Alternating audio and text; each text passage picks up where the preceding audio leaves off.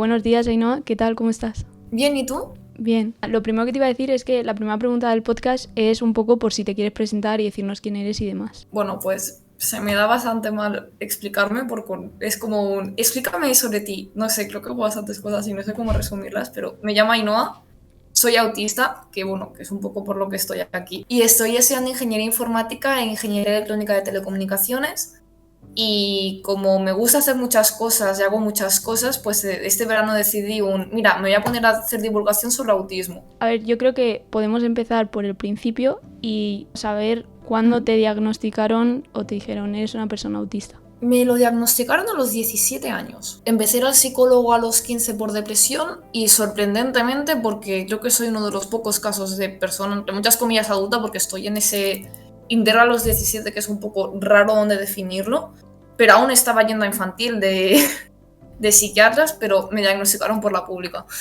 Eso sí que es sorpresa. ¿Y cómo fue el proceso? O sea, de pequeña, ¿tenías alguna característica o tenías algunas necesidades que eran diferentes al resto y no se detectaron o se detectaron y no hicieron caso o qué pasó? Se detectaron, mi madre fue al médico y habló con los profesores y básicamente les dijeron que era normal. En el sentido de que todo lo que me pasaba y todas las dificultades que tenían, que eran típicas y que las tenían todos los niños, lo cual no era el caso. Básicamente se me da bien en el colegio las asignaturas, y más, sobre todo las más científicas, tecnológicas, todo lo que era la parte STEM. Y entonces pues decidieron que no me pasaba nada por ello. Pero tenía bastante, de hecho hasta bachillerato tengo los informes de los de las notas que pone que me cuesta relacionarme con los alumnos o que estoy haciendo un gran esfuerzo para mejorar mi relación con mis compañeros. ¿Y te hubiese a lo mejor ayudado saber el diagnóstico siendo más pequeña o crees que para ti no influyó? Yo creo que por una parte me hubiera ayudado por el tema de que tenía bastante depresión, por sentirme muy distinta al resto y no poder entender por qué el resto pensaba de como piensa la mayoría de gente, porque yo pienso de una forma muy distinta. Ya por el tema de pasiones, por ejemplo, tengo intereses profundos, me encanta coger un tema y memorizarlo y mirar información sobre el tema. Y en ese momento no conocía gente que lo hiciera y no sabía de qué hablar con otras personas de mi edad, porque era como, no me apetece hablar de dibujos animados, por ejemplo. Sí, es como si ¿Sabes? tengo que hablar, hablo, pero tampoco es algo que a mí me interese en especial. Sí. A mí me da la impresión de que cuando hay un diagnóstico, o sea, cuando tú le enseñas a una persona y le dices, mira, es que tengo este papel que dice que soy autista o que tengo ansiedad o X cosas, como que parece que la gente sigue sin ser inclusiva, pero como que lo respeta. Dice, ah, bueno, entonces sí. Entonces, ¿te ha pasado la típica frase de no pareces autista o que no respeten nada hasta que no les dices, bueno, es que tengo esto, esto y esto? Sí, de hecho, mira, por ejemplo, en la universidad no he tenido ningún problema con el tema del diagnóstico de autismo, pero fuera de ella, la gente como que no se cree. Es como, si estoy estudiando en la universidad no puedo ser autista, o si tengo pareja no puedo ser autista, o si hablo no puedo ser autista, o cualquier tontería de estas que son bastante mito. Y luego está la gente que cuando le digo que soy autista, asume que no tengo empatía, que no entiendo las emociones, que me cuesta relacionarme con otras personas, cuando no es del todo el caso. Obviamente tengo mis dificultades, pero no son extremas. De hecho, soy bastante sociable y extrovertida y con mi grupo de gente me sé relacionar bastante bien. Pero la cosa está en eso, mucha gente por el mero hecho de ser autista ya me otorga unas cualidades que no necesariamente tenga. Entiendo lo que dices. Sí. Igualmente, o sea, es que creo que cuando dices autista, como que la gente tiende a lo que siempre se ha mostrado en los medios de comunicación, porque es que igual que pueden hacer mucho bien, pueden hacer mucho daño, porque solo muestran una parte y normalmente muestran, pues por ejemplo, en el autismo, muestran el autismo más severo, totalmente estigmatizado con todo. O sea, no es como, o sea, el autismo al ser un espectro puedes tener diferentes necesidades de apoyo y no ser más o menos autista, pero como que cogen y dicen, bueno, pues todo lo que pueda tener una persona autista se lo ponemos a esta persona. Y por eso yo creo que tienden a estigmatizarte, a pensar Sí. que por decir que eres autista de golpe, pues eso, no puedes salir de fiesta, no puedes tener pareja y todas esas cosas que sí tienes y sí haces, pero piensan que no. Sí, sí, completamente. Yo quería preguntarte si tienes una rutina y si en el caso de que necesites que el resto te marque alguna rutina o algunos pasos a seguir, ¿cómo haces para que no tengas esa evitación o ese rechazo a la demanda? Vale. Lo segundo lo estoy trabajando. De hecho, el ejemplo que pongo es, por ejemplo, beber agua. No tengo sensación de sed, por lo cual no necesito que alguien me vaya recordando que tengo que beber agua. Pero cuando alguien me dice que beba agua, me niego a beber agua mentalmente, no sé por qué. Tema rutina, suelo tenerla lo que se me permite la vida. Obviamente no intento planificar todos los momentos libres de mi existencia porque no puedo planificar todo. Sí que me sienta mejor tener una rutina, pero hay cosas como que son cosas que pasan que me las rompen bastante, como por ejemplo el tener 3 meses de vacaciones. También tengo que decir que hay actividades que me molesta más o menos que se metan en la rutina. O si una clase que no me gusta se cancela, para mí está genial. O sea, que sí que me siento rara, porque no es tanto que me moleste, es más como que se me hace raro. Es como que mi cerebro está diciendo, esto no tendría que estar pasando ahora. También depende mucho del lugar. Por ejemplo, no es lo mismo estar yo ya en clase y que se me cancela la clase y quedarme en clase, en el ambiente de clase, hablando con la gente de clase. Eso me agobia menos que, por ejemplo, que se me cancele el día de antes, que tendría más tiempo para adaptarme, pero que no ir ese día a la uni porque no tengo esa clase, entonces pues ¿para qué ir? Vale. O sea, lo que más te cuesta, por así decirlo, es cuando esa tarea, o sea, el hecho de que esa actividad se cancele hace que tengas que mover todo el resto de la rutina, ¿no? Por ejemplo. Vale. ¿Y cómo te sientes cuando eso sucede? Me siento desorientada. Es como que mi cerebro entra en máximo, aquí hay algo nuevo, hay que guardar y registrar todo lo que está pasando, porque esto no debería estar pasando, por lo cual tiene que ser importante y esto es nuevo y cosas nuevas hay que prestar mucha atención, por lo cual acabo muy cansada luego. Como que te agota, ¿no? Porque tienes que prestar más atención Sí. a lo que haya pasado. Sí, es como si me encontrase de repente a un león, Sí. por así decirlo. Mi cerebro entra en el arte de, hey, esto no debería estar aquí y esto es peligroso. O sea, tu cerebro, independientemente de qué sea lo que se ha cambiado, de Sí. forma natural lo interpreta como un peligro, como algo diferente y es como alerta. Correcto. Y cuando eso sucede, ¿cómo gestionas esa situación para que te afecte lo menos posible? Intento buscar similitudes con situaciones anteriores. Por eso me es más sencillo cuando pasa el cambio, pero ya estoy en el lugar donde se tendría que hacer esa cosa. El siguiente bloque, que he puesto todo un bloque de comunicación, porque claro, creo que Vale. o sea, la comunicación en las personas neurodivergentes de por sí ya es diferente en toda la neurodiversidad, porque sí que creo que aunque hay cosas específicas de cada diagnóstico, en general las personas neurodivergentes nos solemos entender a la hora de hablar, como que entendemos que Sí. nos relacionamos diferente. Entonces, yo la primera pregunta que tenía para ti es sobre la sinceridad. Vale, un mito que veo bastante en personas autistas es que no mentimos, miento, obviamente. Lo que pasa es que, por ejemplo, no tengo mucho problema en mentir a un desconocido, pero cuando es alguien que me conoce mucho, como yo me fijo en todos los microgestos, pienso que la otra persona también lo está haciendo y entonces me rayo de mierda que me está pillando y entonces ya se me nota muchísimo que estoy mintiendo. Había otra pregunta en la comunicación, que era que el otro día cuando estábamos hablando tú me dijiste que te fijabas mucho en la comunicación no verbal y yo te dije que a mí me ponía muy nerviosa porque, por ejemplo, yo hay veces que a lo mejor estoy hablando con alguien pero hay una luz que está parpadeando, entonces a mí eso me empieza a desregular, o sea, siento rechazo, me siento incómoda, mi cara es me siento incómoda, pero puede que a mí me esté encantando esa conversación, simplemente que lo que no me gusta es que haya una luz parpadeando. Y entonces a mí me pone nerviosa que la gente se fije tanto en la comunicación no verbal porque yo no paso ningún tipo de comunicación, o sea, a veces supongo que sí, pero como que no voy acorde. Entonces yo te quería preguntar en qué cosas te fijas. Vale. Primero de todo, tengo una anécdota muy graciosa con eso, que, o sea, obviamente no me estoy fijando constantemente en las caras de las otras personas, en su comunicación no verbal y demás, porque me cansa bastante, porque lo tengo que hacer de forma muy activa, pero de vez en cuando voy mirando ¿esta persona será cómoda la conversación? Y en una de estas, pues una prima de mi pareja siempre ponía caras raras, como que se ponía así, como muy seria, muy, no sé, quizás se estaba riendo, estábamos de bromas y tal, y se ponía así a mirar. Y claro, hasta que un día le pregunto de, oye, ¿por qué pones esa cara? O sea, ¿qué significa? Y me dice no, es que tengo miopía. Me lo imagino. Y cuando no llevo las gafas, pues no veo bien y me apetece, y cuando quiero ver la cara de la gente, pues me pongo así. ¿Qué me fijo? Sobre todo esta parte de aquí y la forma de cómo se ponen los ojos. Sobre todo con las sonrisas, porque hay muchos tipos de sonrisas. Porque siempre se asocia, sobre todo a los niños pequeños le dicen, una sonrisa, la sonrisa es felicidad. No, la risa sarcástica, risa de quedar bien, risa de verdad, que la risa de verdad los músculos de aquí se aprietan, con las otras no.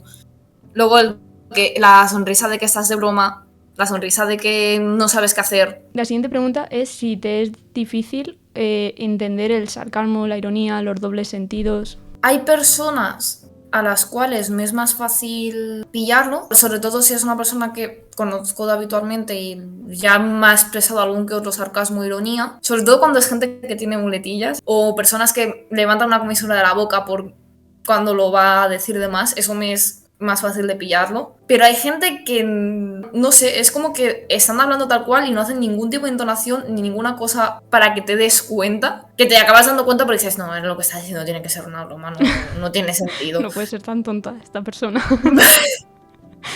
Del rollo. Lo que también he notado es que la gente no suele entender cuando yo hago bromas. Y es bastante gracioso porque en esos casos son ellos los que no entienden las bromas. La siguiente pregunta es si te es complicado mantener el contacto visual con otras personas. Sí, porque hay mucha información involucrada. O sea, yo cuando miro a los ojos a alguien, es como estoy viendo cómo se mueven, cómo de esto, la forma en la que se ponen, es como que hay mucha información y me suelo perder en la mirada de las personas. Ha quedado poético, ¿eh? Sí, sí. No, o sea, suelo dar la opción entre si mirar a los ojos y no enterarme de lo que me estás diciendo o realmente escucharte. Por ejemplo, porque sí que hay gente, ¿no?, que a lo mejor dice, necesito estar mirando literalmente a otro sitio mientras te hablo. Pero claro, si tú no me dices que necesitas estar mirando a otro sitio mientras me hablas, yo voy a entender que no me estás escuchando, porque lo típico es que mires al menos a esa persona. Entonces, tú, por ejemplo, cuando pasa eso, ¿se lo comunicas a esa persona? Sí, más que nada porque, aparte de que en ciertas culturas es bastante falta de respeto no mirar a los ojos, que normalmente cuando me ha pasado lo he comunicado y me han dicho, vale, está bien. Luego, aparte de eso, porque no creo que la otra persona se piense que no la estoy escuchando y que quiero que deje de hablar. Pero solo comunicarlo, que normalmente intento, o sea, a no ser que esté muy cansada y demás, que se me olvida de, oye, al menos mírale cerca de la cara, pero normalmente intento mirar cerca de la cara o mirar aquí, o mirar la nariz, la boca, que me es menos incómodo porque por algún motivo interpreto que hay menos información por ahí. A mí me pasa que, bueno, lo que te decía de que cuando miro a los ojos como que me empiezo a rayar porque digo, ¿a qué ojo miro? Porque a los dos a la vez no puedo mirar. Y entonces suelo bajar la mirada, miro como la nariz o la boca, que es lo que más fácil me parece, pero a su vez digo, le estaré haciendo sentir incómodo porque pensará que estoy intentando... Porque normalmente si miras a la boca se entiende que es como que estás ligando. Pero claro, a lo mejor yo estoy mirando a la boca porque necesito descansar de un momento, estar fijándome tanto en los ojos y por no quitar la mirada y mirar así como a la pared, pues a lo mejor te miro a la boca, pero no es que tenga interés. Recuerda que somos población latina, igual que los italianos y demás, gesticulamos mucho con las manos. Mira las manos. Yo para ligar soy bastante sincera. También te tengo que decir que yo de adolescente estuve 3 o 4 meses con una chica sin saber que estábamos saliendo porque me lo dijo de una forma extraña y no lo entendí. Pero tu respuesta, ella tuvo que interpretar tu respuesta de alguna forma, ¿no? Pues para que estéis saliendo necesitáis dos, o sea, quiero decir... Es que... Me pidió salir, le dije me parece bien, pero me gustaría antes de nada quedar o algo para ver si sí o si no. Y luego, cuando volvimos a salir y demás, pues le dije, oye, que lo que al final lo nuestro. Y como no le dije si al final salíamos o no, sino al final tú y yo, y me dijo, no sale para nada para una relación, lo cual me pareció bien, está bien, no te preocupes, pero ella lo interpretó como que lo estábamos dejando. Y me enteré 3 o 4 años después que me la encontré en el bus y me dijo, eres la mejor ex que nunca he tenido. Yo, ¿qué? Y me tuvo que explicar. Porque claro, hablábamos por chat, corazoncitos, cositas de ese. Me tuvo que explicar que durante todo ese tiempo estábamos saliendo. Y yo como... Yo creo que todo el mundo deberíamos de decir con palabras exactas, claras y concisas qué es lo que queremos con la otra persona para que así no nos rayemos el resto y no haya malentendidos. De hecho, cuando empecé con mi pareja actual, le senté y le dije, vamos a hablar. De una relación me espero esto, ¿tú qué te esperas? Respecto a este tema, que no sé qué. Y le alivía preguntas. Y fue un mes que cada vez que nos veíamos, pues la pregunta que se me venía de, oye, ¿tú en esto cómo lo ves en una relación?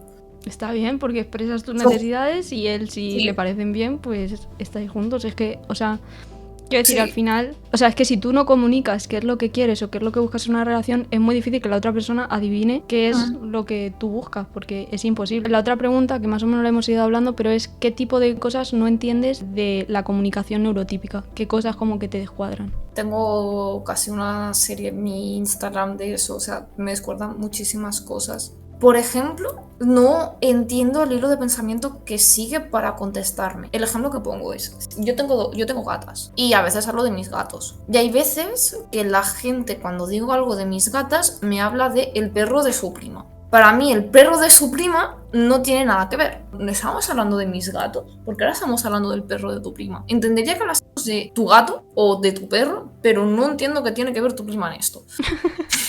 Sácame a tu prima de aquí.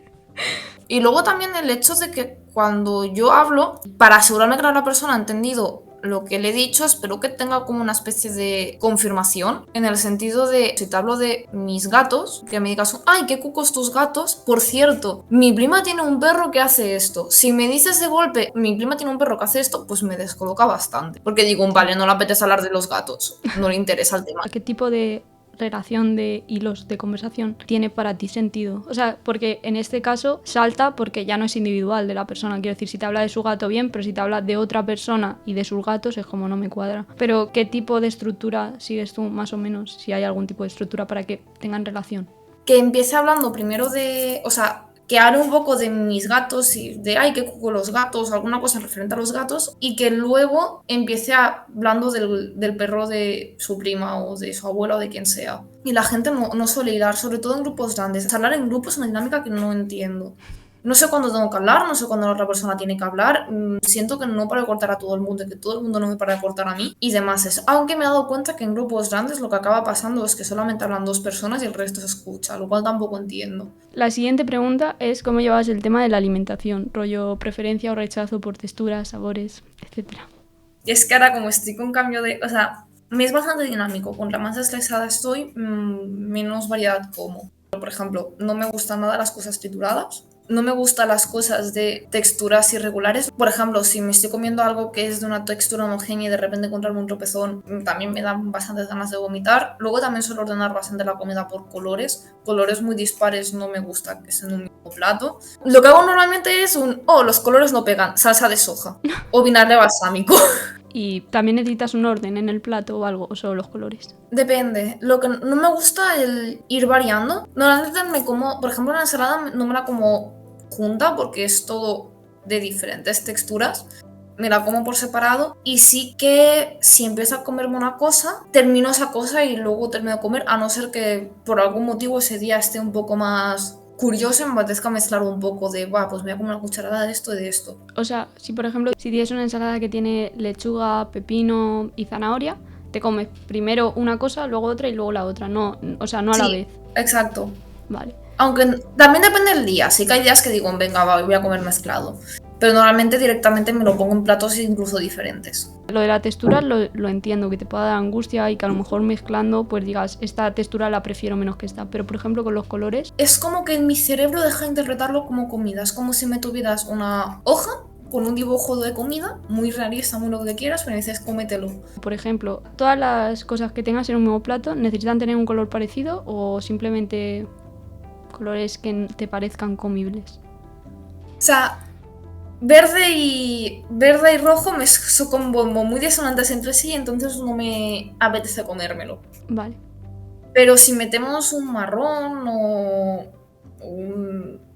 algo entre medias, no tengo tanto problema. Vale, es como que no haya un salto tan grande. Básicamente. Qué curioso. Joder, las gatas. Se han puesto activas, tienen ganas de jugar. Es que van a cumplir 6 meses en nada y están en la adolescencia gatuna. Y me avisaron y dije, nada, no será para tanto, pero es que están de repente se activan, empiezan a correr de un lado a otro, tirar todo y demás, y luego se duermen. Te lo comentaba el otro día, también te lo pregunté por Instagram y sigo con la misma duda. Entonces hoy quiero que me hables de la prosopagnosia. No necesariamente todas las personas autistas lo tenemos y es algo aparte del autismo. Y es que no reconozco caras y no las recuerdo. ¿Qué implica eso? Y en el momento en el que no te estoy mirando tu cara desapareció de mi memoria. No sé cómo es, no sé cómo tienes la nariz, no sé cómo tienes los ojos, no sé cómo tienes la boca y no sé juntarlo junto. Lo cual implica que yo por la calle no reconozco a la gente por la cara. Reconozco a la gente por el peinado, la forma de hablar, la forma de moverse. Y claro, a veces es problemático, porque la gente no tiene un aspecto estático. Por ejemplo, mi pareja tiene el pelo largo y también tiene barba. Y alguna vez que se ha afeitado y se ha hecho un moño, pues luego cuando me lo he encontrado por la calle, pues no lo he reconocido. Y mira que vivimos juntos. Y muchas veces a mí me pasa, depende del entorno en el que esté la persona. Por ejemplo, si no me espero encontrarme nunca a mi madre en la uni, cuando me encuentro a mi madre en la uni no la sé reconocer. Pasa muchas veces con la discapacidad en general o cualquier otro tipo de neurodiversidad que parece que si tú eres diferente en algún aspecto, parece que tu pareja lo tiene que ser o que de golpe tu pareja es un ángel que ha venido a rescatarte y hace muchas cosas por ti, mientras que tú parece ser que no puedes aportar nada bueno a esa relación, más allá de que la otra persona te cuide y sea compasivo contigo. Entonces, ¿te ha pasado eso de que te lo digan, quiero decir, o que alguien lo piense? A ver, en mi caso sí que por temas sensoriales, cuando llego a casa estoy reventada, sí que mi pareja hace bastante más que yo en casa, me cuida bastante, lo cual sí que en este caso sí que se cumple un poco lo de, que tampoco es cuidador, pero un poco esa dinámica, que tampoco del todo, Pero una cosa pero es ser depende del caso, cuidador, depende de es la situación. decir, saber que tu pareja tiene unas necesidades, pero tanto eso como si, por ejemplo, tu Sí, pareja es súper insegura y tú le aportas una seguridad que necesita en ese momento.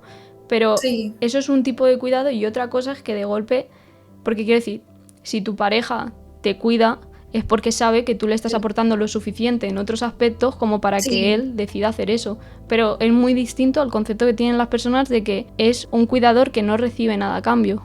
No sé si me explico.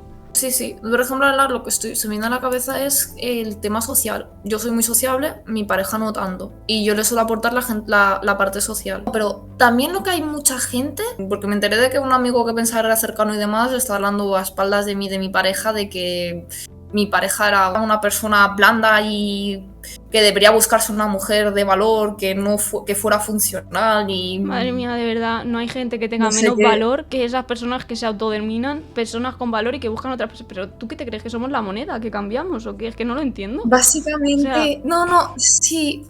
es que escucha, con esa gente no puedes hacer nada, quiero decir. No, no, resumidamente. La otra pregunta que te iba a hacer que me ha ido surgiendo cuando te había preguntado lo de tu pareja era que una vez vi en tu Instagram bueno, que subiste algo de que una persona te había dicho, ¿eres autista? ¿Quieres ser mi novia? Porque hay muchos hombres de valor que buscan una mujer sumisa y se piensan que las chicas autistas lo somos. Me he encontrado bastantes de, no, sí, yo quiero una chica autista porque así no sale tanto, así no tengo que estar con sus amigos. Pues para terminar, faltaría la última pregunta que hago a todas las invitadas, que es si tuvieras que decirme 3 cosas que sí puedes hacer y la gente cree que no puedes, y 3 cosas que no puedes hacer y la gente cree que sí puedes, ¿sabrías decirme cuáles? Puedo hacer, la gente se piensa que no. Conducir. Me encanta conducir y demás. Y hay mucha gente que se piensa que por el ser autista no puedo conducir. Mantener una relación estable de pareja, sana, más o menos equilibrada y demás, con una correcta comunicación. Y tercero, disfruto de relaciones sexoafectivas sanas, ¿sabes? Como todo el mundo. O sea, horrible la de gente que me ha dicho pero tienes pareja, pero a ti no te molesta el contacto físico. Y yo, a ver, me molesta que me venga un extraño y me toque o según qué tactos y demás, pero alguien que estoy acostumbrada a su tacto y demás no tengo problemas. De hecho, hice un vídeo hablando de los 3 mitos de la discapacidad en la sexualidad y uno de esos es Sí, ese, que las personas creen que de golpe las personas no tienen ningún interés en la sexualidad. Es como, sí, resumidamente. Y cosas que la gente se piensa que puedo hacer, pero que no, ir al súper, usar el transporte público sin acabar agotada, limpiar los platos sin guantes, tengo que ponerme guantes porque no aguanto las texturas. bueno, pues nada, Ainhoa, muchísimas gracias por venir a la entrevista, te lo agradezco un montón. A ti. Hasta luego.